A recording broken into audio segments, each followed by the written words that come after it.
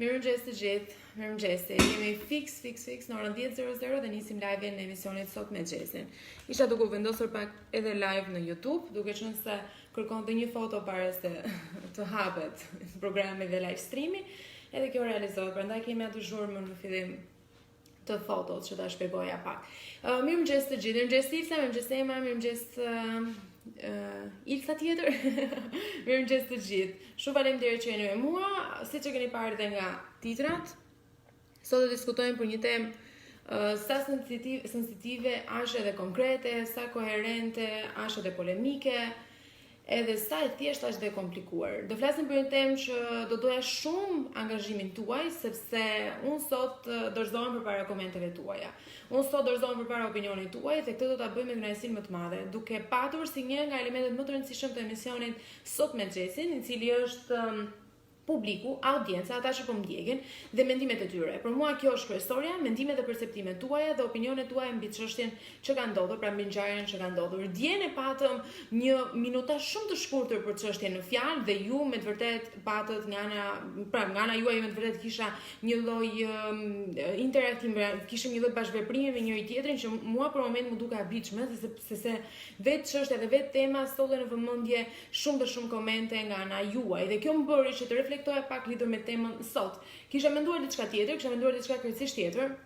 Mirë, po siç e keni përjetuar, siç e keni parë temat në emisionin sot me Xhesin janë gjithmonë koherente dhe referuar asaj që ndodhi dje, pra protestës së djeshme, absolutisht duhet ta risitnim edhe një herë në vëmendje. Mirëmëngjes Aldo, mirëmëngjes Dimitris, mirëmëngjes të gjithë. Fillimisht unë do ju bëj pyetjen si e perceptoni të gjithë situatën e ndodhur ditën e djeshme, kryesisht edhe situatën e ndodhur një ditë më parë për vrasjen e 25 vjeçarit Klodian Rasha, dhe do doja shumë të kisha një argument parin tuaj për ta nisur të gjithë këtë diskutim. Ju premtoj që do të jetë totalisht koherent dhe transparent i gjithë diskutimi, pra unë do të lexoj komentet tuaja, kërkoj nga ana juaj një lloj argumentimi i cili të bazohet edhe në 2-3 elementë që ju mendoni se janë të nevojshme për live-in e sotëm dhe mendoj që do shkoj ashtu siç duhet, pra dhe na thot Ilsa sot është dita e të drejtave të njeriut dhe ndoshta Ilsa është pikërisht momenti i duhur për të folur për këtë temë, duke qenë se ndodhemi edhe në këtë ditë që ti sapo e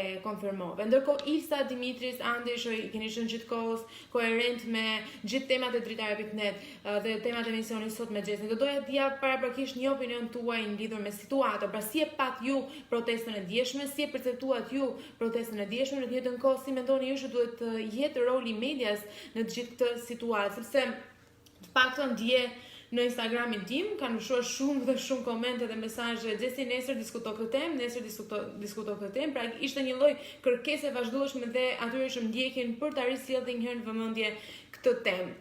Dhe unë prandaj kam vendosur dhe vetë titullin sot, mendimin e një miku tim, i cili më tha bëje kështu sepse më besosh një nga ato temat që i përmbledh të dyja krahët, sepse ajo që kam parë unë në ditën e djeshme të paktën, ato që ndodhi ditën e djeshme, vura re ndarje me thik të dy shëndrimeve kryesore. Dhe njëra ishte ajo mbështetëse dhe ajo tjetra kundërshtuese që lidhet kryesisht me gjithë, le të themi, vandalizmat që u krijuan për sa i përket prishjes së objekteve publike etj. Pra do doja shumë të dija nga ju, cilit kraj përkisni ju, çfarë opinioni dhe argumenti keni ju në gjithë këtë situatë. Titullin ne kemi vendosur në fakt Tirana ndizet dhe glon nga protestat ndërkohë që fiken dritat në Tiranë, kështu që do doja të dija fillimisht një opinion tuaj në përgjithshëm për situatën, si e keni përjetuar ju dhe si e keni ndjer të gjithë këtë ngjarje që ndodhi ditën e pardjeshme, pra po edhe ditën e djeshme me protestat që vërshuan, me protestat që ishin në nivelet e tyre më të larta, me protestat të cilat nuk lanë vend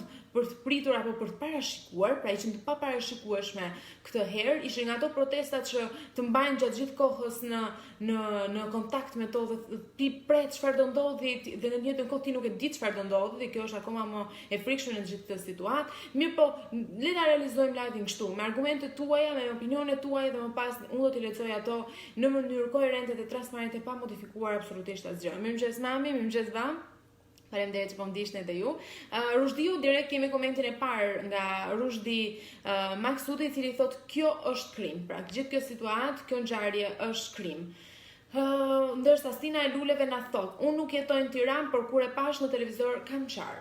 Pra, ka përjetime nga më të ndryshme dhe nga niveli nga më i ndryshëm i kësaj situate. Megjithëse do të marr 2 minuta kohë vetëm për t'ju transmetuar 2 informacione të fundit që na kanë ardhur, paktën në nisje të çdo live-i, të çdo dite këtu në emisionin Sot me Xhesin, un kam bërë 2 lloj degëzimesh të hyrjes. Kam bërë atë për nismën e dritare.net, por nga ana tjetër kam bërë atë solidarizimin për rastin e doktor Drini Dobit, që un çdo ditë realisht e prisja që të lexoja lajmin në ditën e nesërme që lidhej me shërimin e tij. Fatkeqësisht në redaksi erdhi lajmi, nuk e prisnin, unë paktën kisha një shpresë dhe shpresa vdes të fundit për shërimin e tij, por Drini Dobi ka humbur jetë, doktorin fjalë neurologu ka humbur jetë dhe asnjë kontributi joni nuk mund të shpëtonte dhe në një farë mënyrë ta shpëtonte nga gjithë kjo situatë. Sado që kontributi ishte i jashtëzakonshëm, solidariteti shqiptar ishte i jashtëzakonshëm, ai nuk mundi të mbijetonte kësaj sëmundje dhe këtij virusi shkatërrimtar. Nga ana tjetër dhe një tjetër mjeke pneumologe ka humbur jetën ditën e djeshme, 48 vite në profesionin e saj, edhe kjo ka qenë ngjarje që na ka tronditur gjithë. Pastaj kemi dhe humbje të jetës të figurave të tjera, që unë po lexoja tani në mëngjes, por që nuk dua ta humbas të shpreh ngushëllimet e mia familjarëve dhe mbi të gjitha një nga temat që mua më ka prek më shumë sepse gjatë gjithë emisionit Sot me Xhesin çdo ditë live un kam reflektuar këtë solidaritetin shqiptarëve kundrejt mjekut në fjalë Drini Drobi, por në të njëjtën kohë e kam reflektuar dhe në vetë në gjendjen time emocionale kur prista diçka tjetër, pra prista një lloj rikuperimi, por që nuk ndodhi kështu. Megjithatë rikthehemi pak edhe një herë temës sepse komentet janë në nivele të larta, kanë filluar komentet që tani. Protesta më e fortë është vota kundër, na thot Viktor Ndue Perleka, i na thot që protesta më e fortë ose mënyra më e fortë e protestuarit është vota kundër. Pra ti po thua Viktor që të votosh kundër ose ta shprehësh vullnetin tënd gjatë procesit zgjedhor që po vjen, edhe gjatë zgjedhjeve që po vjen, është një nga mënyrat më të mira për të reaguar. Dhe kjo që ka shumë konceptim i interesant. Ndërkohë kemi një tjetër koment. Thot Ilsa, media ka të drejtë të raportoj, por edhe protestuesit u bën pak gjaknxet, sikur e kishte fajin Bredhi në fakt, por unë i jap dhe të drejtë, sepse është një vrasje të riut 25 vjeçar. Pra kemi nga ato komente që janë nga njëri krah dhe kemi komente tjera që janë nga krahu tjetër dhe kemi Ilsa në fakt që bën një lloj përmbledhje dhe një lloj shkrirje të dyja argumenteve. Pra dhe fakti që thot Ilsa, kush e kishte fajin Bredhi, por dhe nga ana tjetër kemi të bëjmë një vrasje të 25 vjeçarit dhe është sensitive. Përshëndetje Benard, përshëndetje të gjithë. Shumë faleminderit që më ndiqni. Unë do doja në fakt të dija edhe një t'ju a bëjmë mirë pyetje të kështu drejt për drejt që do ju të ktheni përgjigje. Ilsa, mendon se kjo gjaknxetësi lidhet vetëm me rastin që ndodhi, pra vrasjen e 25 vjeçarit, a mendon se është ndikuar pak edhe nga situata në cilën e ndodhen, pra ky frustracion, pra ky konfuzitet i gjithë kësaj situate? Mendon se ka patur dhe një lloj shpërthimi në këtë ngjarje, apo mendon që është vetëm e lidhur me situatën apo me rastin e 25 vjeçarit, pra me vrasjen e tij më saktë? Kështu që do doja shumë të dija një komentuaj në lidhje me këtë situatë. Unë në hyrje kam realizuar atë titull i cili i përmbledh në një farë mënyrë të dy argumentet, i përmbledh dhe ato pro dhe kundër kësaj situate, apo ato cilët kanë qenë kritik të mënyrës se janë si protestues, dhe nga ana tjetër kanë qenë ata cilët kanë qenë kritik ndaj këtyre që kritikonin bëshën e këtyre zbukurimeve, sepse bëj fjalë për jetën e 25 vjeçari, kanë vënë shumë elemente nga ajo protestë djeshme, kanë vënë element të pjesëmarrjes. Kjo më tërheq shumë vëmendje. Pra kishim dhe vajza dhe djem, kishim vajza edhe në vijën e parë që të konfrontimit me forcat e policisë, por ishte një lloj proteste, siç u thash, në fillim e paparashikueshme. Ishte nga ato protestat ku ti ndjek me shumë vëmendje, ke një lloj frike dhe një lloj gjendje që të krijohet dhe thua çfarë do ndodh tani, po tani. Dhe kjo pyetje është ajo që na është bërë shpesh herë me njëri tjetrin, çfarë do ndodhi në këto momente, si pritet të veprojnë protestuesit. Pyetja tjetër është, a do vazhdojë akoma gjithë kjo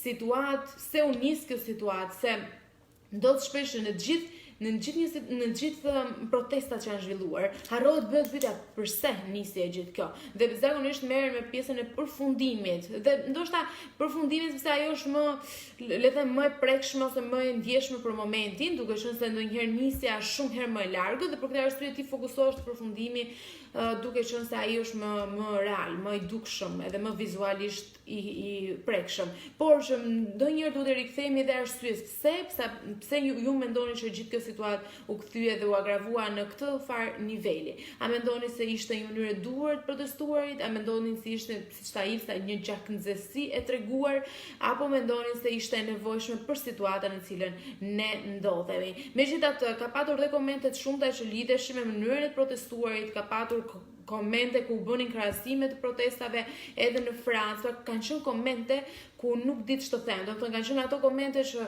unë i lexoja, po i shikoja në Instagram dritare.net dhe në faqen dritare.net dhe ishin një mori komente që vinin nga shumë konceptime të ndryshme. Pra, kishte edhe nga ato që rikthye në vëmendje të gjithë procesin se si një në këtë rast një punonjës i rendit arrin të mbijetojë në gjithë konkurrencën e tjerë dhe të konkurseve të ndryshme që ai mund të ketë, si ai arrin në punë, sa vite sa vite duhet gjithë ky proces, nuk e di, kishte nga konceptime nga më të ndryshme, pra aq sa dhe vetë konventuesit dhe ndjekësit arritën të shkonin deri në mënyrën se si arrin një policë të mbizotërojë apo të dalë dhe të mbrojë rendin edhe sigurinë. Është vërtet një krahasim me Shtetet Bashkuara të Amerikës ku duheshin shumë kohë që të realizojë kjo gjë, por nuk e di nëse ju kujtohet kur ndodhi rasti i lëvizjes Black Lives Matter në Shtetet Bashkuara të Amerikës, kur u rinxor edhe një herë dhe u rikonceptua edhe një herë mënyra se si po merrej puna në fakt, po merrej e drejta për të mbrojtur ligjin edhe autoritetin, pra e drejta për të mbrojtur lirinë edhe të drejtat e njeriut. Dhe kjo ishte shumë herë më e shkurtër, pra ishte një kohë shumë e shkurtër, thonin vetë amerikanët, duhet shumë herë më shumë kjo akademia të zgjerojë kohë zgjatjen e saj për të përgatitur policë të ardhshëm, ushtarak të ardhshëm dhe forcat ndërhyrëse shpejtë të ardhshme. Pra duhet një lloj kohë zgjatje shumë herë më e madhe. Ndërkohë, na thot Ilsa që thjesht gjaknxesia e vrasjes së 25 vjeçarit dhe kjo solli që situata të bëhet e komplikuar dhe e nxehtë. Pra ti po më thua Ilsa që nuk ka të bëjë shumë me frustracionin ose konfuzitetin që mund të ketë situata e COVID-19 dhe këtë Ilsa nuk e them vetëm për situatën e virusit, e them edhe për gjithë të drejtat dhe liritë që në një farë mënyrë janë prekur dhe ne kemi thënë këto edhe gjatë periudhës së pandemisë, ne pak a shumë ishim të arritshëm, ne ishim të zhurmueshëm dhe lehtësisht të gjetshëm dhe kjo krijoja të frikën tek ne, për këtë e kisha më shumë. Por ti më thua që jo, kjo gjaknxetësi, mënyra e protestuarit, ky zemërim, le ta pranojmë bashkë, ky zemërim i reflektuar në këtë formë protestimi, Ilsa na thotë që vjen vetëm nga ngjarja e 25 vjeçarit, pra nga vrasja e 25 vjeçarit dhe kjo bëri që situata të bëhet më komplikuar dhe më e nxehtë. Do doja shumë të dija edhe nga të tjerët, jo Anën, se Ana duket sikur shumë, po thuash po mbaj Anë duket shumë e rëndë, por opinionin tuaj si qytetar, si e keni perceptuar gjithë situatën edhe rastin e vrasjes së 25 vjeçarit. Një situatë e rëndë, një situatë sensitive, prandaj edhe unë kam marrë shumë shtruar këtë diskutim sot, duke qenë se është sensitiv, nuk do doja kurrë të gaboja në asnjë moment apo të nxjerrja përfundime të gabuara. Megjithatë, duhet kemi parasysh diçka që duhet theksuar shpesh, ne harrojmë këtë gjë, procesi është ende në hetim. Dhe kjo bën që situata të jetë e nxehtë ndonjëherë Ilsa. Kjo krijon atë komplikacione në gjithë situatën. Këtu ngjet situata. Duhet qenë se është një proces edhe një ngjarje ende në shqyrtim e sipër, në proces hetimor, edhe shfutur në proces hetimor, edhe pritet që të merret një vendim ose të nxirret një përfundim i caktuar për atë çka ndodhi. Kjo e komplikon situatën. Ktu fillon i gjithë komplikimi sepse ti pyet veten çfarë do dalë në këto rezultate, apo nga ana tjetër ti nuk pret fare për këto rezultate se ti e ke të sigurt në mendjen tënde çfarë ka ndodhur, nga ana tjetër ti mendon se këto rezultate nuk janë të besueshme, kredibilitetit ulet etj.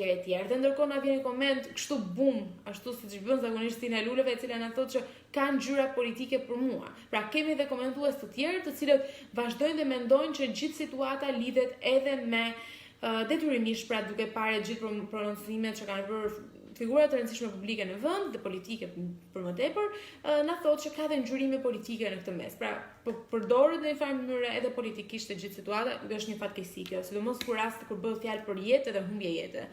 Ilsa thotë, ka pasur një koment që doli e motra 25 vjeçarit, por familjarët thanë që nuk e njohin. Kush ishte në të vërtetë, pse doli, sigurisht e motra dhe pse foli në atë mënyrë. Po.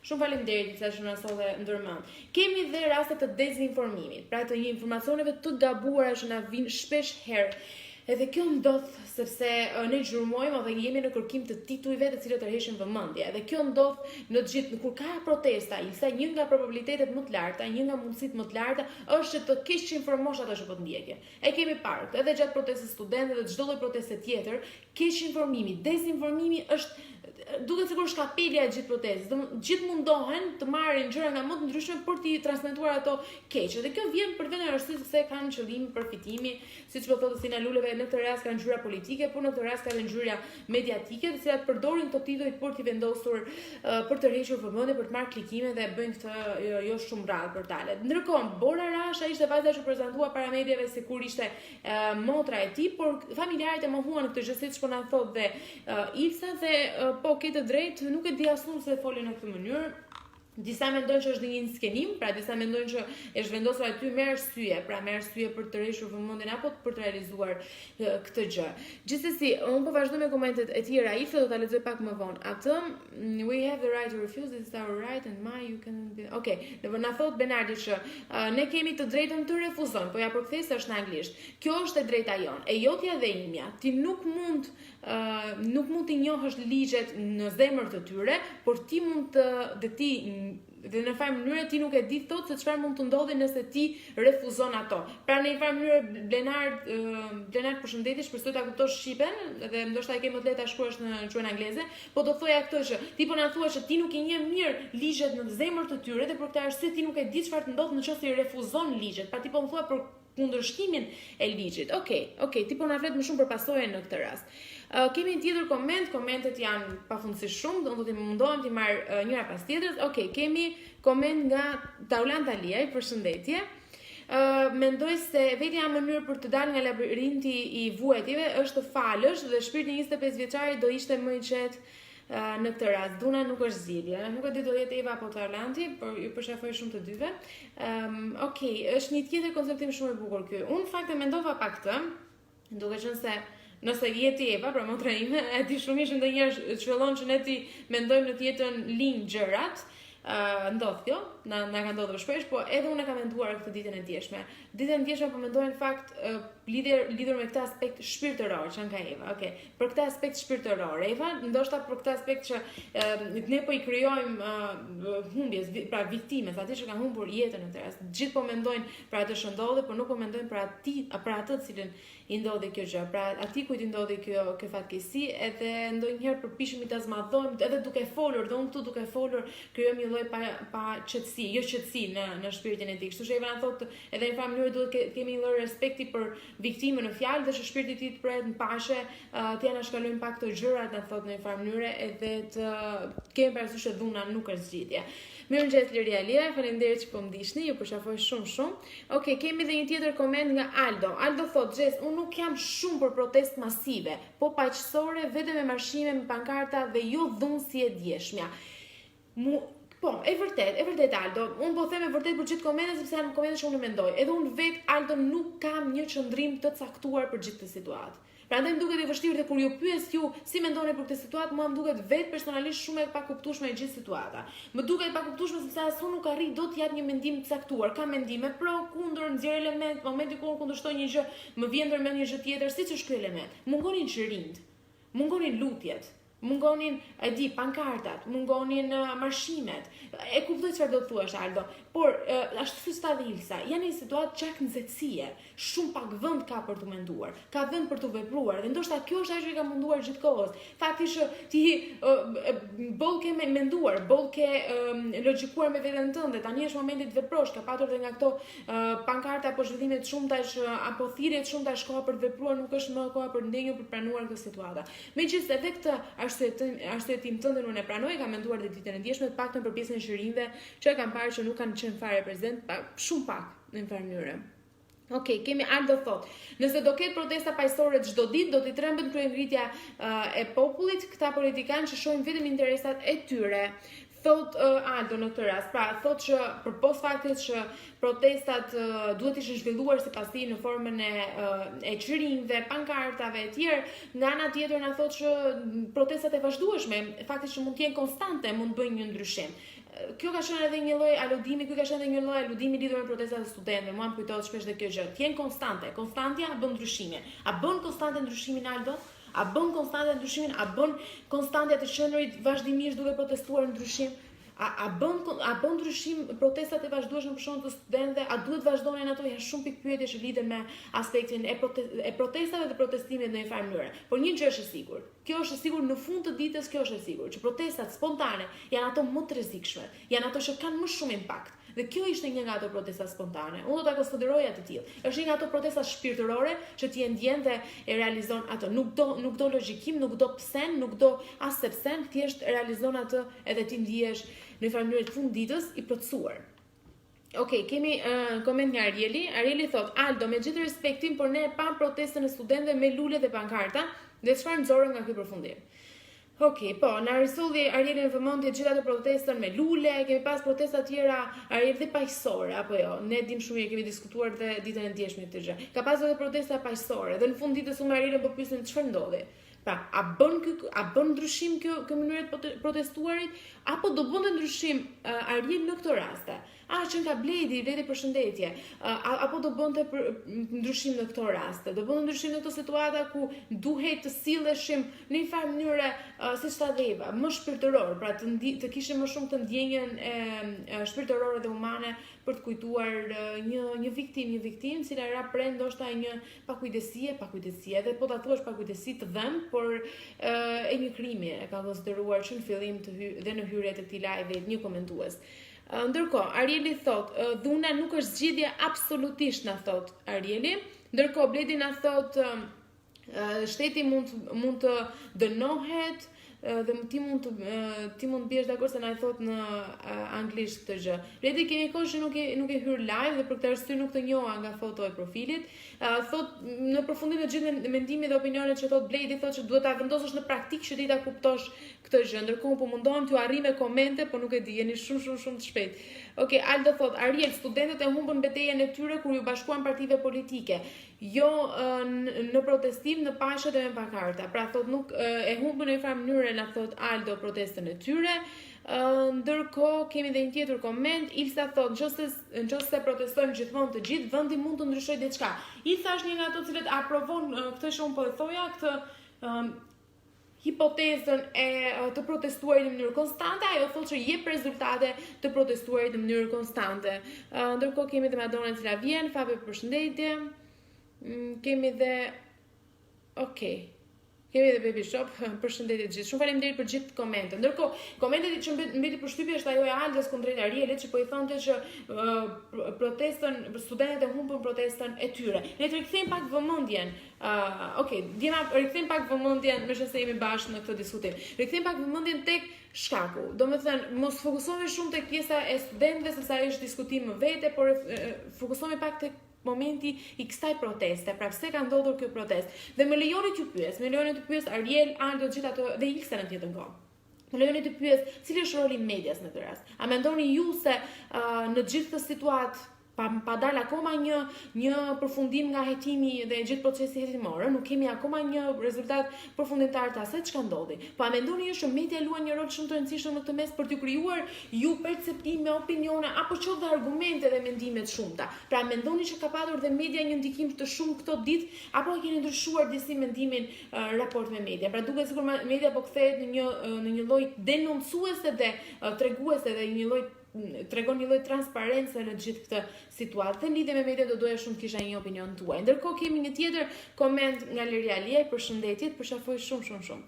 Liria na thotë mëngjesi zemër, asnjë gjë nuk u duhet të ndodhi nga këtë që po ndodhin. Kjo tregon gjendje shpirtërore, kulturën, zemërimin, fatkeqe dhe fatkesi e madhe, na thotë. Po, ja edhe Liria Liaj gjithashtu në të njëjtën kohë na ka treguar që gjithë kjo situatë lidhet edhe me aspekte shpirtërore, pra me kulturën, me zemërimin, me këtë jo tolerancë, pra nuk është momentin thotë Liria në farë mënyrë nuk ka më tolerancë, nuk ka vend për tolerim në këto situata.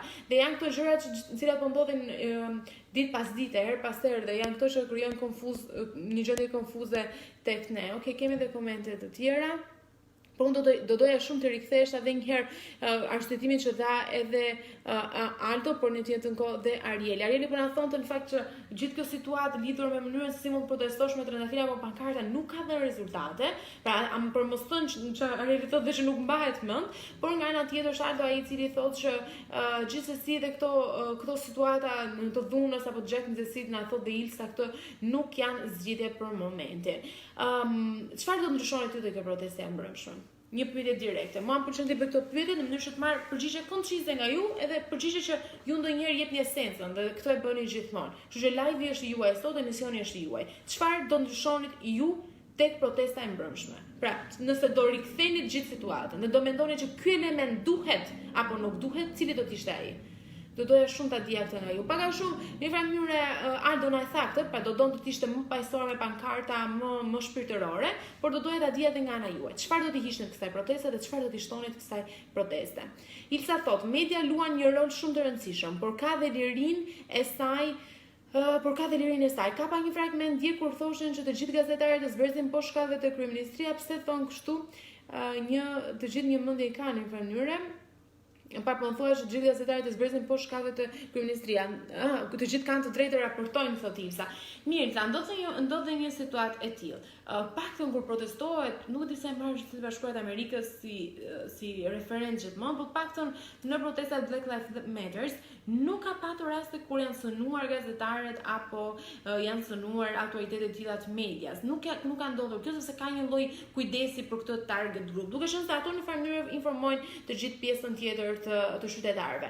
Megjithatë, edhe në Shqipëri nuk ka patur më situata të tilla ku janë sulmuar etj. Ditën e ndjeshme në fakt pash një gazetar një portali i cili ishte shtrirë në tokë pra për shkak të identitimit që kishte marrë, ka dhe nga ato raste, por zakonisht gazetarët janë ato që në raste demonstratash, protestash, të dhunshme etj. Janë ato që mbrohen, kanë vetëm faktin që janë gazetarë dhe kanë ato pjesën e badge-it këtu që identifikon që janë gazetar, kanë ato pjesën e mbrojtjes qoftë nga autoritetet, qoftë edhe nga protestuesit. Pra duke sikur në të gjithë të po e quaj fush betej dhe në të gjithë të protestë shumë, në mes të këtyre dy palëve dhe dy krahave konfrontuese shndrojnë gazetarët që nuk në një farë mënyrë nuk preken ose nuk mund të dënohen ose dëbohen nga e gjithë ngjarjet, sepse në fund të ditës ato duhet të kenë elementin e transmetueshmërisë dhe transparencës në gjithë këtë proces. Edhe prandaj siç thua vetë Ilsa kanë të drejtë të raportojnë. Megjithatë do doja shumë të dija nga ju çfarë do të ndryshonit protestës së djeshme. Kjo është një pyetje shumë e rëndësishme, edhe nëse nuk doni të shprehni opinionin tuaj për secilin krah, pra pro apo kundër gjithë mënyrës si u zhvilluar protesta, do doja shumë të dija nga ju çfarë do të ndryshonit, cili është ai element që ju do ta hiqnit apo do ta shtonit nga gjithë protesta. Më shumë jam kurioze për elementet që do të hiqen, por edhe për elementet që do të shtohen. Pra çfarë do të bëni ju ndryshe nga kjo protestë? Tani të pyesësh në fakt çfarë do të bësh ndryshe nga kjo protestë është në një farë mënyrë naive, sepse duke qenë se ajo është spontane, pra e krijuar në mënyrë të tillë spontane, të natyrshme, pa një lloj organizimi të gjatë apo të gjerë apo një organizimi hierarkik, ndodh që rezultatet të jenë të tilla dhe nuk mund t'i parashikosh në një farë mënyrë apo nuk mund të ndryshosh asgjë, nuk mund të bësh dot gjë për të ndryshuar.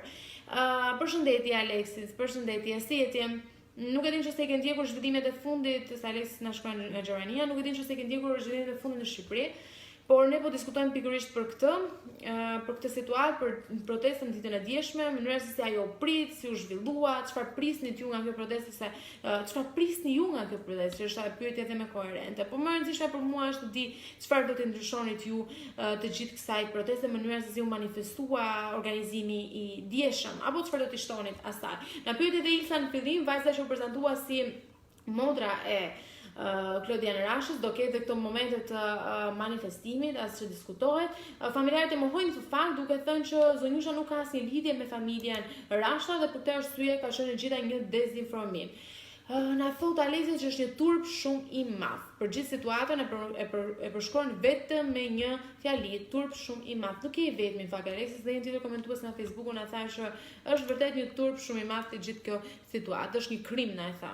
Ilsa thot, unë isha pro protestës, por mund të kisha hequr prishin e dekorit. Do shtoja te këto që të shtoheshin më shumë protestuesit edhe të zgjaste më shumë proteste. Pra, në një farë mënyre, Ilsa thot, do doja kozgjatjen e protestës dhe gjerësinë e protestës në aspektin e numrave, pra numerik, të shtoheshin më shumë, të ishin më shumë persona aty që protestonin. Edhe unë doja këtë të dytën Ilsa, ndërkohë për të parë, që do doja shumë që më thej që të kishte një lloj shtrire pak më gjatë, por në të njëjtën kohë dhe të hiqe kjo pjesa e dekorit, po.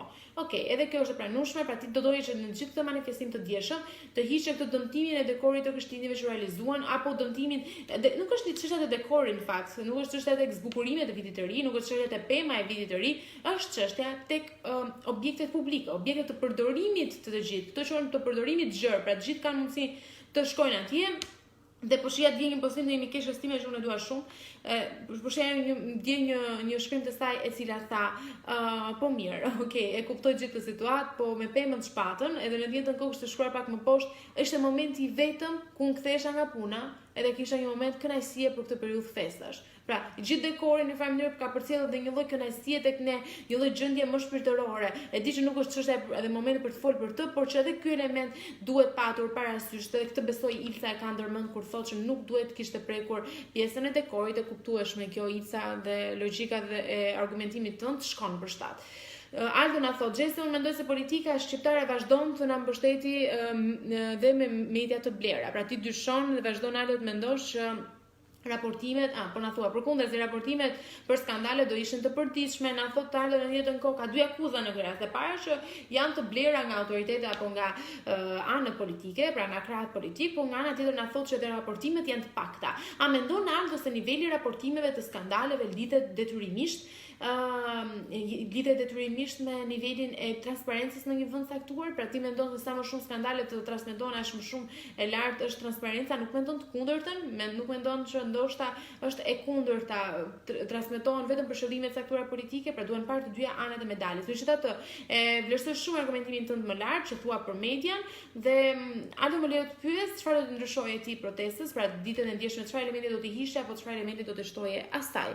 Ndërkohë, Aldo thotë që këtu në media flitet vetëm për arritjet fantazuese të piktorit. Okej, në thotë këtë anën tjetër Aldo, ndërkohë që Aleksis thotë nuk ka më turp se të djegësh vendin tënd, na thot Aleksis. Të lutem Aleksis edhe një herë, është turpi më i madh që mund të ketë ndodhur. Të lutem edhe një herë Aleksis më refero dhe ma kornizo pak argumentin tënd. Kur më the është turp dhe tani po më thua për djegjen nuk është turpi më i madh, është thua ti që të djegësh vendin tënd. Të lutem më thuaj, e ke për pro apo për kundër mënyrën se si u manifestua? Të lutem asero këtë përpara se unë të jap ndonjë argument ose të shtoj mendimin tënd, bazuar në ato që po më thua. Gjithashtu Ilsa thot, në fakt unë të isha unë në protestë do merja drita dhe do i veja të shtëpia ime jashtë të zbukuroja. Do të thënë derdi keq Ilsa për atë Zalma hiç u bë atje, për atë rumun që u bë atje. Ndërkohë, një tjetër koment. Aleksis thotë është turpi më i madh që mund të ketë ndodhur, mos ruani pemën se pema vendoset prapë, po njerëzit nuk ringjallen më, na thot Kliti fotografer, po Kliti, dhe ky është as që diskutohet, që është një nga argumentet më të sakta që ti mund të kesh dhënë në këtë rast. Unë e thash në fillim para se ta përmendja çështën e pemës, dhe ndërkohë një tjetër argument na vjen se ju kundërshtoni njëri tjetrin, nuk jeni në dy platformat, por na thot një sekond ta gjej atë koment. A thot Aldo këtu në media flitet vetëm për arritjet fantazuese të piktorit, ndërkohë Stina Luleve thot po pse nuk duhet I vëmë në pa arritjet e piktorit. Pra kemi të dyja argumentet dhe kundërargumentat për secilën nga ato që ju sqaroni. Absolutisht Kliti që argumenti yt është I saktë dhe qëndron, nuk hesh asgjë, nuk duhet të hesh asgjë argumenti tënd sepse qëndron shumë. Leti thot wow, të paktën 17 shtete janë bashkuar Teksasit në çështjen e jashtëzakonshme kundër marshimit të madh zgjedhor në historinë e Shtetit Bashkuara. Bledi po na rikthen të gjithë situatën Bashkuara, se do të pyesja Bledi se na ke munguar këtë ditë në dritare.net dhe në emisionin sot me Gjesin, sepse nuk na ke dhënë më raportimin çfarë po ndodh në Shtetet Bashkuara të Amerikës. Këtë marshim nuk e dia, por paktën do të kem një lloj konfirmimi më vonë. Sara Maçi na thotë që, përshëndetje Sara, si je? Unë jam pro protestave, si ka mundësi që jetën ta jep Zoti thotë dhe ta merr po ai dhe jo një polici të çmendur. Nuk jam dakord edhe që të diqen zbukurimet e vitit të ri. Kemi komentues që janë pro të gjithë mënyrës se si u protestua, kemi komentues që janë kundër tërësisht mënyrës si u protestua. Dhe kemi pastaj nga ato komentues që marrin pak ato dyja dhe logjikisht mund të them që edhe unë bëj pjesë këtu. Pra mënyra se si u protestua nuk është dakord Sara dhe besoj se është e kuptueshme për arsyeën e dëmtimit të këtyre objekteve publike etj. Por nga ana tjetër thot edhe lidhur me këtë çështje sensitive do duhet kishte një reagim se në fund të ditës është jetë.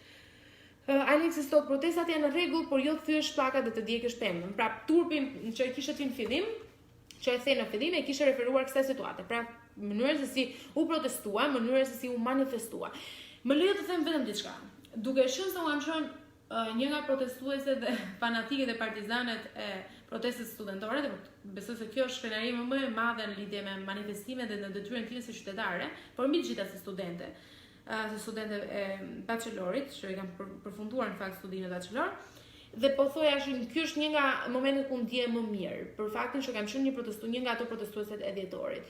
Dhe më lejo të them vetëm diçka Alexis, momentin kur efekti turmës depërton shpirtin tënd, më beso që nuk ka kush të ndalje, nuk ka kush fare që të ndalje. Pra nëse ti përfshihesh shumë dhe fillon të ndjesh mënyrën e protestuarit, arsyeën pse po protestohet, dhe ti thjesht kërkon të nxjerrësh në një farë mënyrë të gjithë semërimin tënd nga shpirti yt, më beso nuk ka kush që të ndali dot. Jam dakord me ty për arsyeën e që ti po na thua, që duhet një lloj tërheqjeje, duhet një lloj qëndrimi dhe kjo është pak po e sigurt, kjo duhet dhe kjo është detyrë e çdo qytetari që në fund të ditës dhe në fund të gjithë kësaj situate të mos dëmtoj autoritetin që në fund ditës na mbron. Pra na mbrojmë në një farë mënyrë në gjithë këtë situatë se s'diskutohet që ata janë ruajtës të autoritetit, sado që ti mund të jesh konfuz, sado që pash një argumentim shumë të saktë ditën e dieshme që lidhet me faktin që ne kemi konsideruar gjithmonë forcën policore si një nga ato forca të cilat ne na dëmton dhe jo që na mbron, dhe ky është një lloj perceptimi që do kohë të rigjenerohet, të perceptohet nga ana jo. Ndërkohë na thot Arieli na thotë që prisha e dekorit, mos bëjmë tani sikur na vjen keq për disa zbukurime kineze që ishin vënë merri me shkakun dhe jo me pasojën. Okej.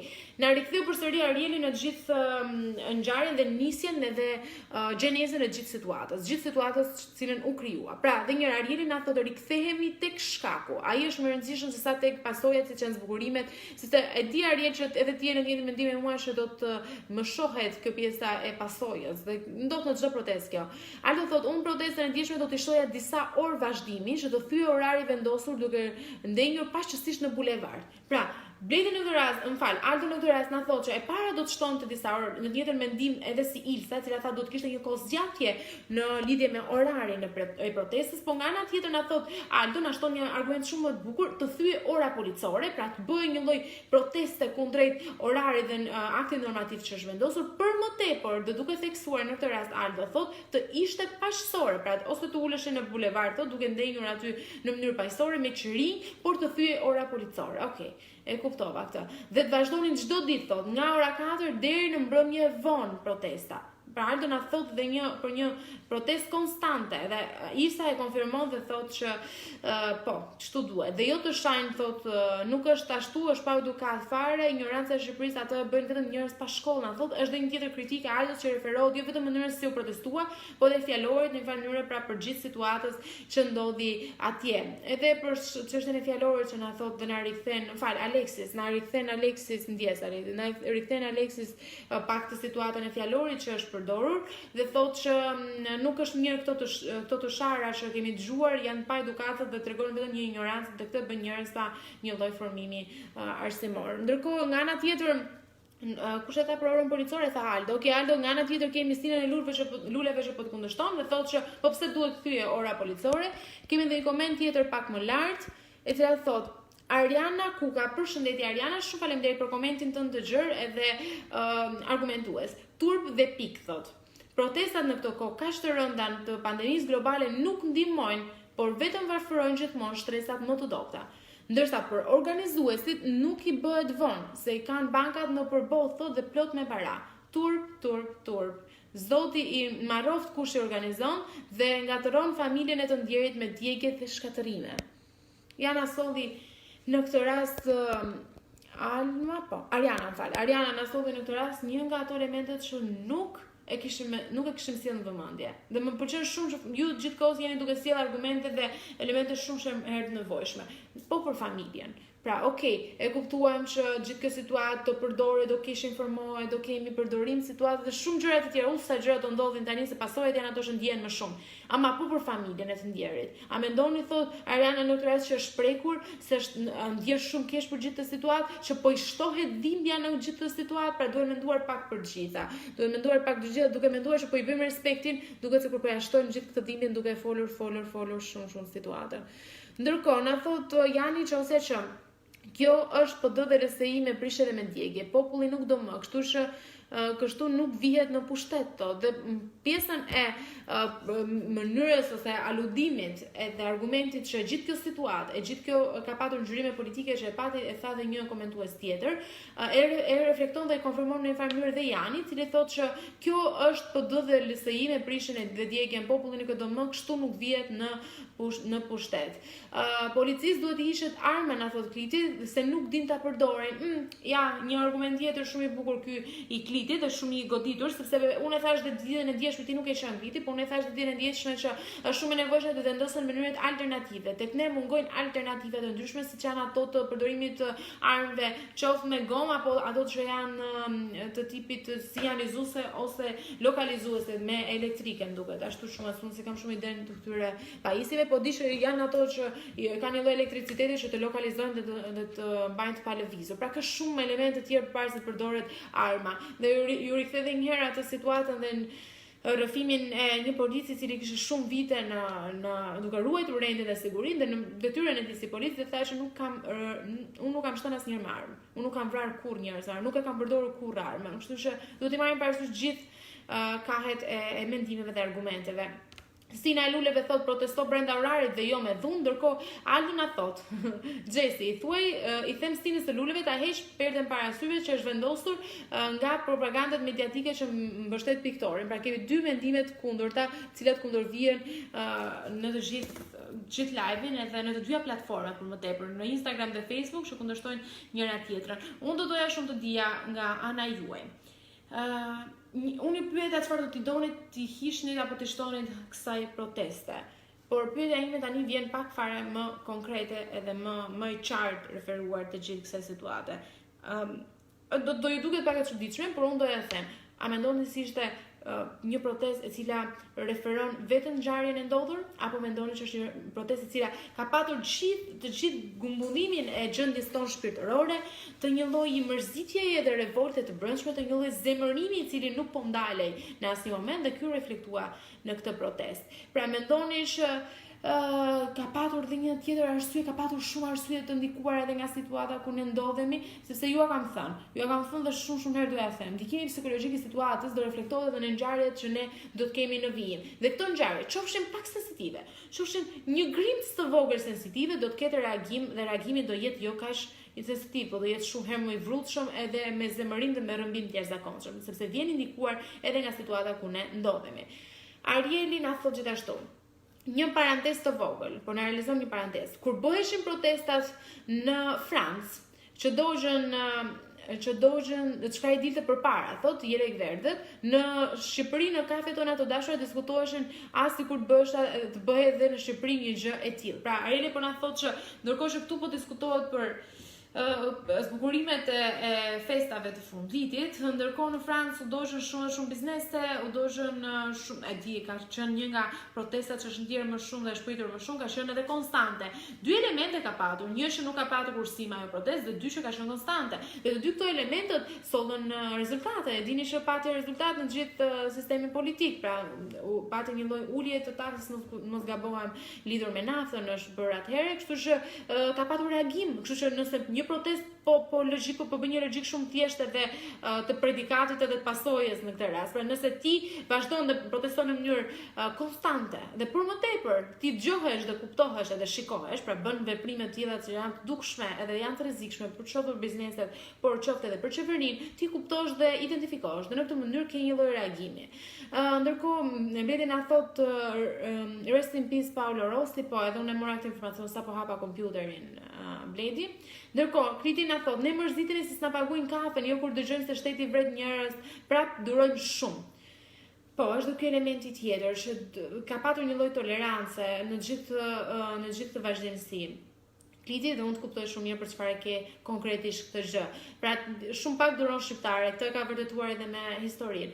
Ndërkohë na thot Stina Luleve, jo gabohesh, nuk kam asnjë perde para syve, por drejtë të hard, mos ta nxjim çdo gjë të bukur që është bërë. Pra, ndoshta Aldo më duket po kundërshtonte me Stina Luleve? Po, okay. Aldo, ndoshta Stina e Luleve, se kështu e ka të shkruar në Facebook, e ka këtë gjë vetëm për një arsye. Thotë që ndonjëherë në gjithë situatë disa gjërave të mira, pra disa atributeve, mos i vendosin atë damkën e një jo atributi. Pra atë vulën e diçka që nuk është realizuar. Në fakt mirë mos të mohosh pa mohuesh, por thjesht ta pranosh atë pavarësisht se çfarë mund ndodhi rreth e qartë në gjithë sistemin politik, social, ekonomik dhe kulturor. Ilsa thot, unë them që protesta u bë për 25 vjeçarin, por ka patur protest edhe për situatat e tjera. Do me thënë, si të them unë, u bëm bashkë shumë tema proteste, thot, por nisi me 25 vjeçarin dhe ka pësuar edhe për faktorë të tjerë. Më kujtua Ilsa ajo ngjarje blusë të zbarë botror preteksti i Ferdinandit, kështu ka patur emrin, mos gabojmë, pra ka qenë thjesht një pretekst për të nisur diçka të madhe, kështu që edhe në këtë rast një pretekst i vogël ndoshta ka ndikuar që të kemi këtë protestën e madhe që ndodhi ditën e djeshme, e madhe jo nga numrat, jo nga shifrat, jo sasiore sa cilësore, pra e madhe në ndikimin dhe impaktin që pati ajo në aspektin shpirtëror.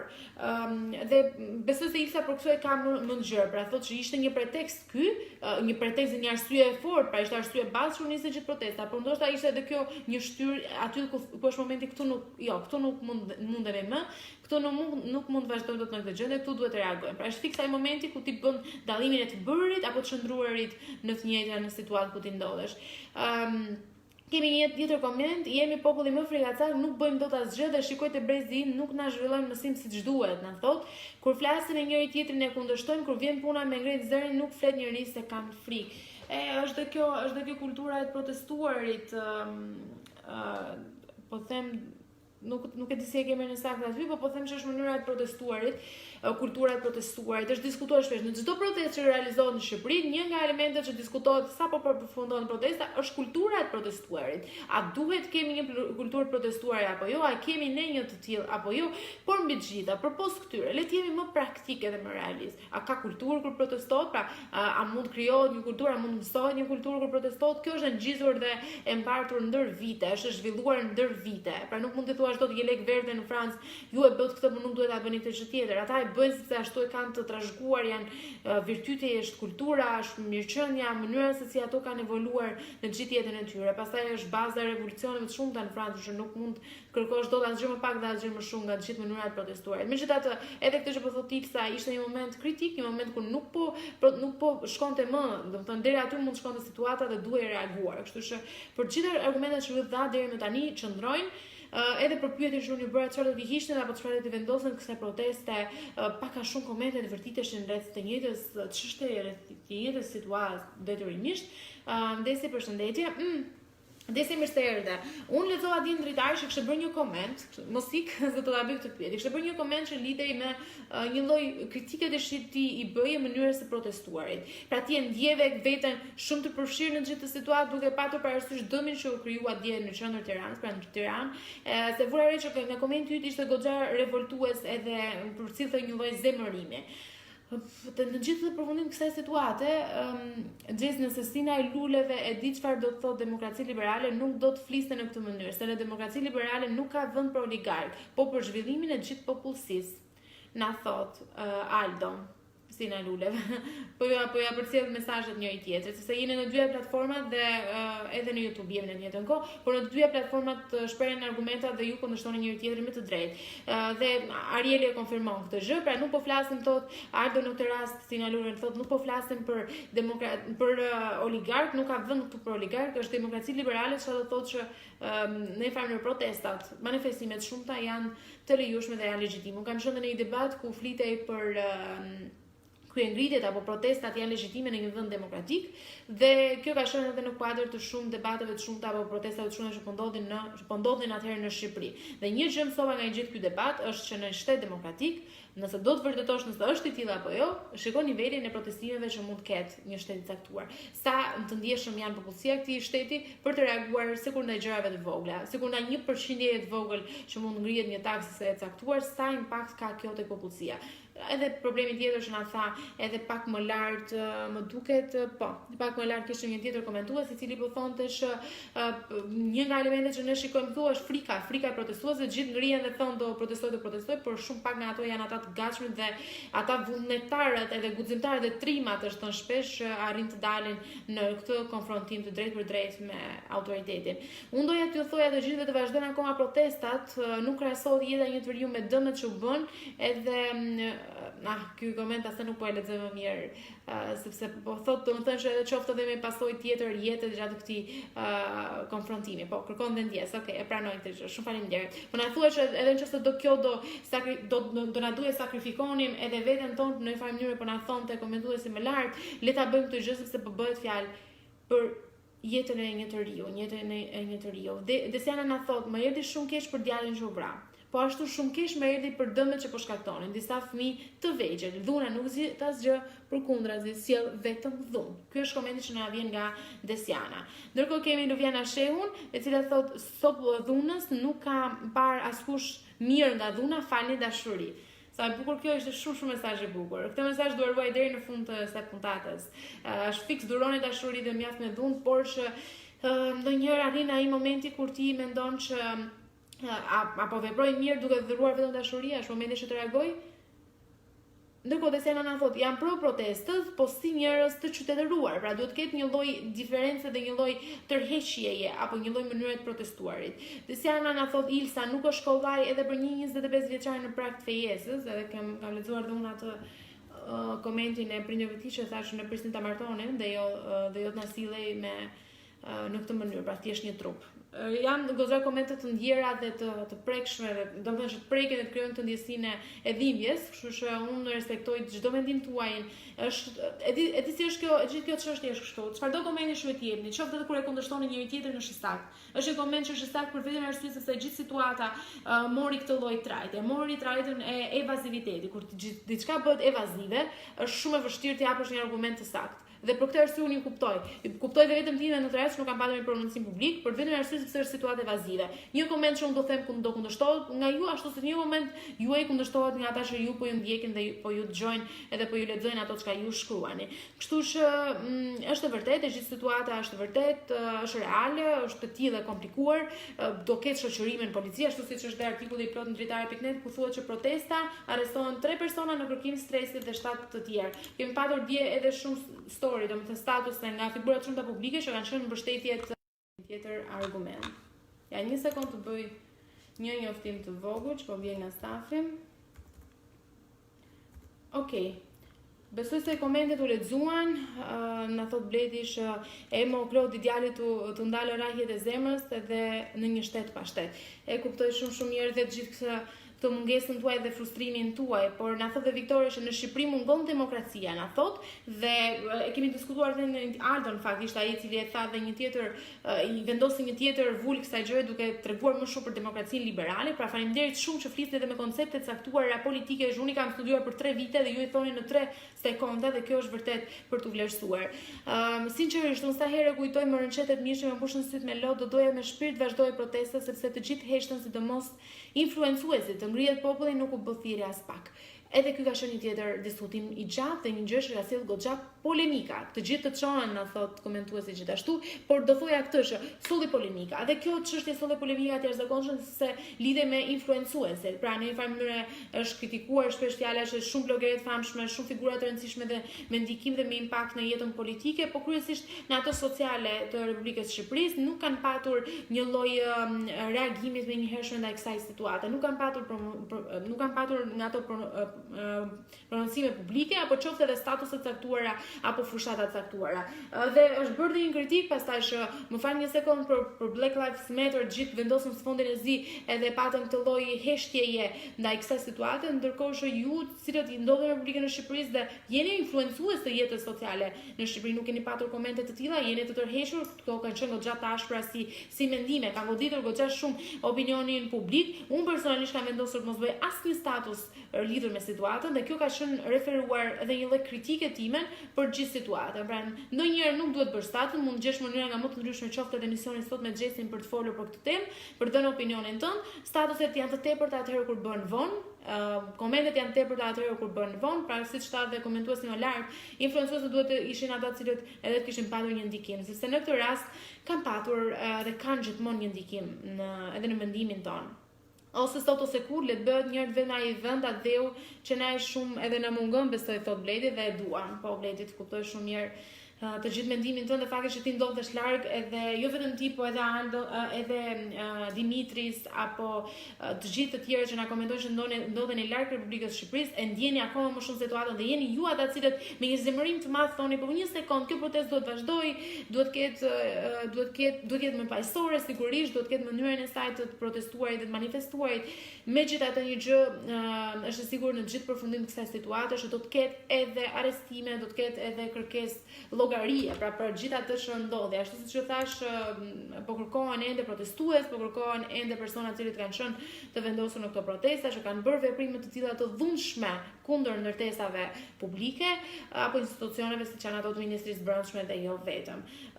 U harrua sot, faleminderit shumë për gjithë komentet që keni patur, Riku dhe koha fluturoi, por u harrua dhe gjithë situata e COVID-19 e faktit që Aldo thot Xhesi me sa po kujtoj protesta e shumë e dashur dje nga qytetarët, ju vu një njollë zezë nga ato protestues politik që ishin në rreshtin e parë nga djali Sali Lushës me shok. Pra po thua në një farë mënyrë që pa patur një ndikim në këtë rast për të mbajtur anë, po më thuaj që ka patur nga ato protestues të cilët kanë qenë duhet kish për arsye politike dhe politika prapë ka marrë të gjithë këtë vëmendjen të një proteste të caktuar. Pra po më thuaj që kanë zhurime politike Aldo në të gjithë këtë situatë.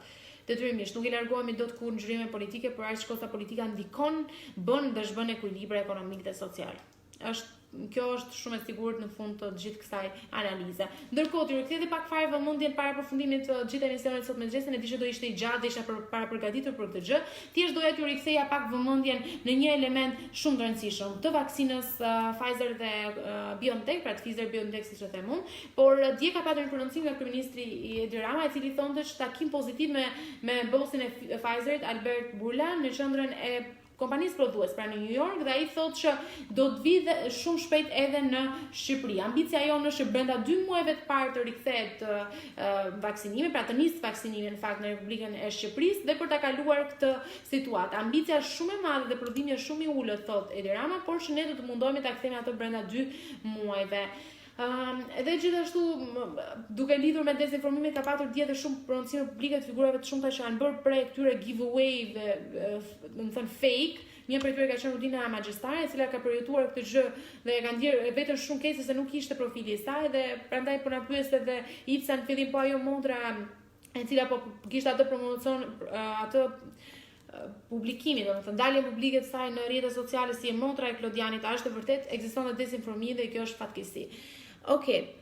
Na vjen një tjetër koment I cila thotë po të ketë më shumë raste me virus sepse protestuesit kanë dalë pa maska, po edhe këtë e mendova të unë dje Isa, në gjithë këtë situatë djeshme u harrua fare virusi.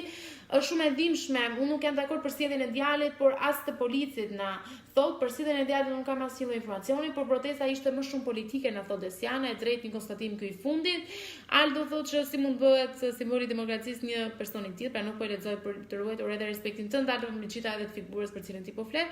Ilsa thotë një informacion thotë që njerëzit alergjik nuk do e marrin vaksinën se kanë probleme, por në ditën e djeshme e ke artikullin e plotë në dritare.net. Ilsa ti mund ta lexosh të plot, ku thuhet që me të vërtetë personat alergjik nuk do ta marrin vaksinën se mund të sjellë komplikacione të mëtejshme. Në Shqipëri mungon demokracia, na thot Viktori, ndërkohë Kanadaja është vendi I dytë që është vendi I dytë që ka filluar të aplikojë dhe të marrë miratimin për përdorimin e vaksinës Pfizer dhe BioNTech dhe thuhet që Kanadaja do të marrë deri në 249.000 doza. Edhe Shqipëria do të jetë njëra prej tyre shumë shpejt për të marrë këto doza. Paktën kryeministri Edi Rama thashë në fund të muajit janar apo në fillim të muajit shkurt, pra në 2 muajt e parë të vitit 2021.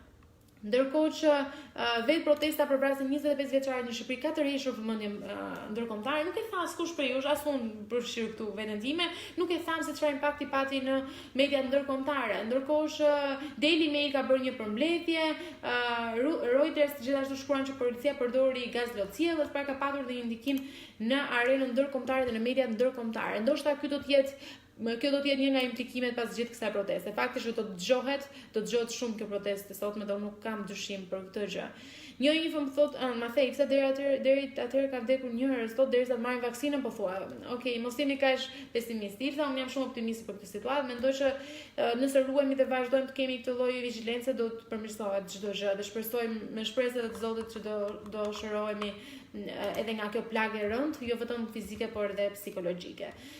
Gjithashtu, t'ju them një informacion të fundit. Ilsa, ti më pyeti dje bashkë me Alton, mos gabon, për atë vizën ETIAS. Dhe unë ta dërgova në Instagram, por ishte në anglisht, dhe mirë kuptoj edhe këtë vështirësi, por me sa kuptova unë edhe nga një lexim i shpejt, Ilsa, ishte referuar faktit që kjo ETIAS do të jetë një lloj pasaporti që do të lejojë qytetarët e Republikës së Shqipërisë të futen në 22 vendet e mëposhtme që janë pjesë e zonës Schengen, pra do të ketë më shumë lehtësi. E gjitha referuar kësaj vizës që ti më pyete dje, Ilsa, ETIAS, pra viza ETIAS, lidhej me disa vende ku ti mund të futesh pas një lloj problemi pa patur këtë çështjen e vizave, siç mund të jetë Austria, Belgjika, Luksemburgu dhe shumë shtete të tjera, pra janë 22 shtete që i ketë listuara në atë linku që unë të dërgova, që lidhet pikërisht me këtë informacionin që ju sapo më kërkuat. Pra ditën e djeshme më kërkuat dhe unë premtova që do t'ju lexoja. Pra lidhet kryesisht me shqiptarët që kërkojnë të udhtojnë në zonën Schengen. Dhe fakti që Shqipëria nuk është bërë ende e Bashkimit Evropian krijon këto pjesë e Bashkimit Evropian krijon këto problemet e shumta, këto vështirësitë e shumta. Ashtu siç do thonte, ja dërgova Ilsës në Insta shqip vizën ETIAS e keni inbox. Dhe ti Aldo ja ke dërguar. Ilsa e ke nga të dy burimet e sigurta dhe nga unë edhe nga Aldo çfarë është viza ETIAS. Shumë faleminderit. Na ke ndihmuar në këtë aspekt. Tani, është momenti ku Aldo do thonte, Gjesja, ka mundësi ta mbyllim këtë live kaq të bukur edhe në fund ditës kaq produktiv dhe shumë faleminderit për gjithë komentet tuaja që ishin shumë cilësore, ishin të argumentuara dhe shumë të rëndësishme për të krijuar dhe opinionin tuaj publik, opinionin tuaj personal lidhur me gjithë këtë diskutim që ne patëm. Unë do të bëj gjithashtu në fund të gjithë live-it, në 3 platforma do ta keni videon, por unë do të bëj në fund të live-it një lloj perceptimit, çka ju mendoni për ngjarjen e ndodhur ditën e dieshme, por edhe ato të ndodhur një ditë më parë për atë vrasjes së 25 vjeçare dhe më pas protestës së dieshme. Çfarë mendoni ju, do ta bëj shkrim si gjithmonë duke ruajtur anonimate, por thjesht konceptimi i përgjithshëm i komenteve që ne patëm sot, duke ju respektuar në këtë mënyrë gjithë angazhimin tuaj. Por Aldo do thonte, Gjesi, është momenti për pak pozitivitet. Unë shkoj me kënaqësi, faleminderit, Gjesi, është shumë e mirë, përshafoj shumë. Dhe Aldo do thonë, Gjesi, është momenti për pak pozitivitet. A rikthehemi pak në atë atmosferë festive, pavarësisht se drita të fikën, do rindisen përsëri. Çdo dritë do rindiset përsëri dhe situata do përfundoj shumë shpejt. Kjo situatë e komplikuar, kështu që shpresa dhe durimi janë ato që do të na mbajnë të zgjuar dhe alert në gjithë këtë situatë. Dhe siç po e thoja, Nisma festo shqip dhe dhuro shqip vazhdon të jetë ende alerte, vazhdon të jetë ende në fuqi në dritare.net, do të jetë kështu për gjatë gjithë muajve të fundvitit, muajit të fundvitit. Luli, shumë faleminderit, të përshëndes nga Kosova. Shumë faleminderit që po na përshëndet nga Kosova dhe faleminderit që na ndjek nga Kosova. Dje kishim video që po na ndiqnin nga Franca, nga Suedia dhe nga Italia, në live stream në YouTube në fakt. Kështu që më bëhet shumë qefi që gjeni mënyra nga më të ndryshme për të na ndjekur. Kemi në fakt në YouTube kemi dikë që po na ndjek, unë do ta shoh më pas, nëse jeti Case të përshëndet shumë, se Case na nisi atë video nga Franca, ku po na thonte që kujdes pjesën e shikimit, se nuk më shikon fare, se YouTube-in e kam të vendosur në krahun e majt, edhe ndoshta ndonjëherë nuk kam atë atashimin e sy, atë shkëmbimin me sy, por që besoj se është okay, nuk të mërziteni. Të kam dërguar dhe pyetjen para 3 ditësh se Gjesi sot e kujtoj. Të kam dërguar total do pyetjen kur bëre ti pyetjen, pra Ilsa, kur ti më pyeti mua çfarë është viza ETIAS, të ka kthyer përgjigje Aldo që atë ditë, ndërkohë që unë jam kujtuar pas 3 ditësh. Je shumë i ashpër. Ja, u kujtova pak vonë, por që ka që nuk e harrova, sepse kam dhe unë disa angazhime të mia që ndonjëherë ta marrin gjithë kohën dhe fokusin. Por besoj që nuk e harrova Ilsa, ja dërgova ditën e dieshme. Kështu që jam 2 ditë pas, jo 1, jo 3. Okej, po thoja për nismë nduro shqipit e festosh shqip, është një nga gjërat më të mira që mund kemi realizuar këtë fund muaj apo fund vitit 2020, një vit të lodhshëm, ku ne do prezantojmë sot një tjetër produkt, një tjetër aset e quaj. Unë kështu e kam shkruar dhe kështu do i quaj gjithë kohës dhe ku do shkojmë ne sot? Ku do ikim sot? Sot do ikim në dy zonja shumë të bukura, do ikim në Valentina Ndoja dhe Lindita Lufit, të cilat të dyja kanë realizuar disa nga krimet shumë bukura. Ndodhemi në Zadrim. Sot do të ndodhemi në Zadrim. Çfarë ka në Zadrim? Në Lezhë në fakt ndodhet një nga bizneset më të bukura që unë kam parë, e keni edhe në Instagram, mund ta kërkoni Zadrim, Mirdita nga Etleva. Oh, Mirdita Etleva, përshëndetje. Pit kafe ju sot. Altos na ka bërë atë kafen turke, me sincera fjala. Dhe po ju thoja që në këto dy zonja shumë të nderuara kanë krijuar shumë gjëra, kanë krijuar mrekulli. Nëse ty të shprishur një vazë dhe të thyer një vazë fatkeqësisht në shtëpi, blej atë shqip. Dhe këtë mund ta bleni te këto dy zonja që ne kemi vendosur dhe në dritare.net dhe në Facebook, ku ju mund t'i shikoni dhe t'i porosisni ato. Mund porosisësh një dhuratë personalizuar për djalin, për motrën, për një mikesh, ato që kanë mbajtur në fakt punën e Valentinës dhe të Lindites në këtë rast, ka qenë vërtet le themi një biznes që lidhet kryesisht i vendosur shumë pranë aeroportit ose produkteve që shiteshin në aeroport, por që kanë ndryshuar këtë situatë për shkak të udhëtimeve. Për këtë arsye, të dyja zonjat kanë vendosur këtë elementin online që po funksionon. Kështu që nëse do bleni dhe të porosisni këto vazët e bukura, këto zbukurimet e bukura që realizojnë dy zonjat e nderuara, që janë kryesisht me motive shqip, autentike shqip. Prandaj them blej dhuro festo shqip, për më tepër edhe dashuro shqip. Kështu që për këtë rast besoj se do ju vlejnë shumë këto dhurata dhe suvenire që sjellin këto dy zonja të nderuara, që unë i përqafoj shumë. Kanë një shtëpi të vogël në Zadrim, mbushur me krijimet e tyre. Nëse do shkoj një ditë në Zadrim, pra në Lezhë, afër Lezhës, do kthej. Ju ja kam premtuar të Almës në Korç, sapo të marrë atë patentën, me besoni që do i bëj këto udhëtimet e vogla. Nuk ka kuriozitete, kush thash nuk ka kuriozitete? Aldo na tha, si s'ka kuriozitete Aldo, është motivi i gjithë emisionit sot me Xhesit, përfundimit, ai mban gjallë gjithë audiencën kurioziteti. Kurioziteti sot thot Ilsa, po do një fjalë të urtë shprehje popullore. Okej, ka kuriozitete mbi të gjitha. Akoma s'ma ka bër kafen mua shqipe, s'ma ka bër thotë Leva, thuaj të bëj dhe një për mua, ose thuaj ta bëj nga ana ime kafen sot. Po thoya që shpreha për sot, kurioziteti për sot lidhet me situatën e Covid-19, kështu kam vendosur unë që të realizoj këtë gjë dhe këtë e kam bërë, më duket se erdhi Valentina. Valentina, të përshëndes, sapo tregoja për krijimtaritë tua dhe bashkë me të Linditës, edhe më bëhet shumë qefi që më vërrite në kohë për ta dëgjuar. Kemi shkrimin në fakt në dritare.net ku mund të shikoni fotot, por kemi edhe në Instagram edhe në Facebook, të gjithë fotot e bukura që ju na keni nisur, referuar këtyre zbukurimeve të bukura që ju bëni, edhe këtyre suvenireve i kemi konsideruar në dritare. Ju përqafoj shumë. Dhe po thoya, lidhur me kuriozitetin, do ta kemi pak me humbjen e shijes gjatë Covid-19.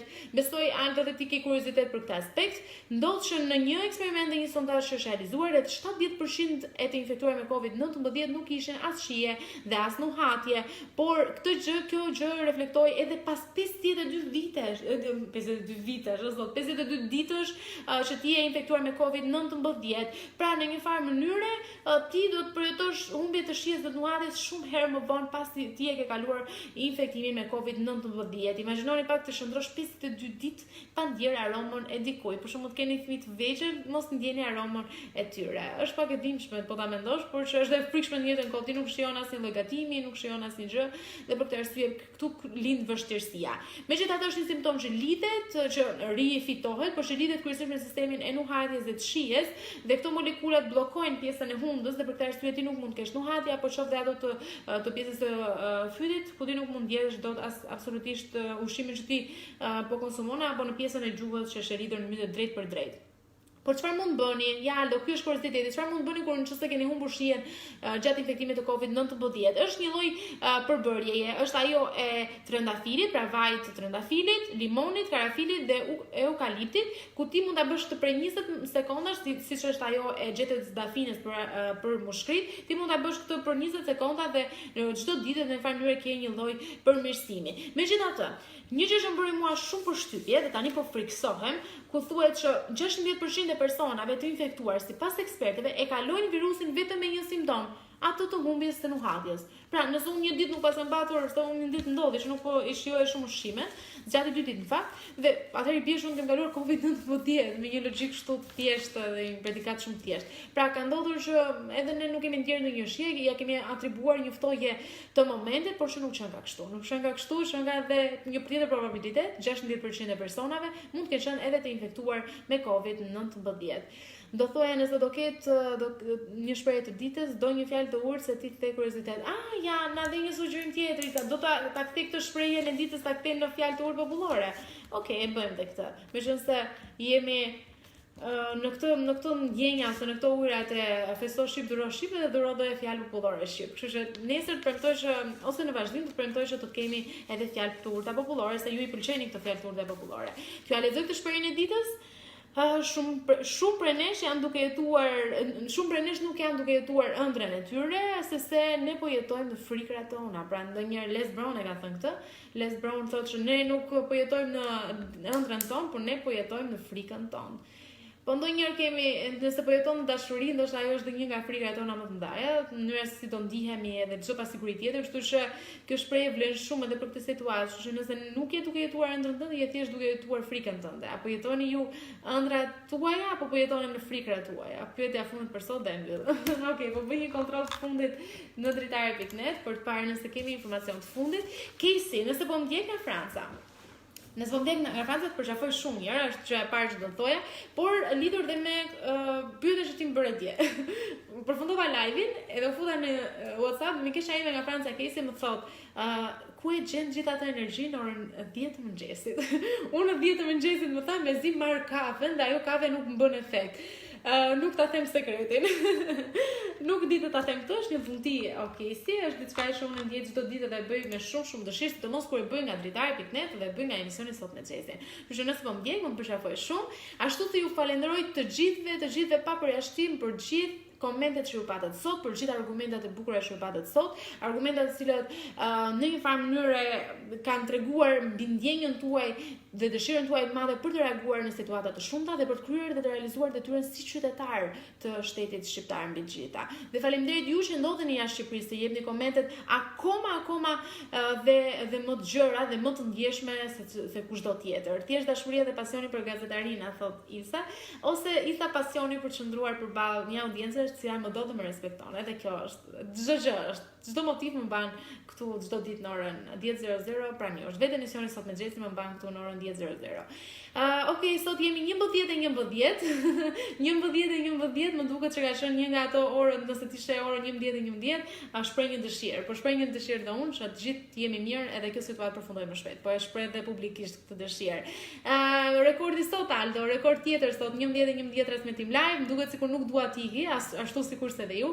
Mirë po do i lëm pak pjesë ditën së nesërme, pak energji ditës së nesërme. Unë shpresoj të kemi sjellë tek ju perceptimin e opinionit publik, perceptimin tuaj në një farë mënyrë, në mënyrë koherente, direkte dhe transparente, duke ruajtur sidoqoftë të gjithë sensibilitetin e gjithë çështjes apo ndjeshmërinë që ka kjo çështje. Faleminderit Ilsa që je gjithmonë aty një orë për të më ndjekur. Faleminderit ty Aldo, faleminderit të gjithë Agim, Ylli dhe të gjithë ju që më keni ndjekur në gjithë të transmetim live. Ju përqafoj shumë, shofshi sa më mirë, edhe kujdesuni për veten dhe për të tjerët.